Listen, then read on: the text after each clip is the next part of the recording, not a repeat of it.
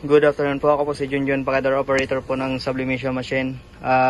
Nagamit naman po ito sa 6 na araw at nakawag print ng 60 meters megit po. Bago po natin gamitin yung sublimation machine ay una po is mag-head clean.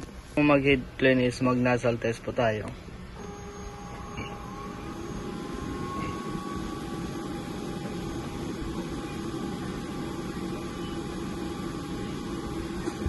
Ito po yung kabubuan ng nozzle test. Stock ng sublimation paper. Ito po yung AVR. Po yung whisk tank. Po yung ink tank na sakto lang po sa level. Ito po ang stock ng sublimation ink. Ito po yung delay output recording. Consumables withdrawal.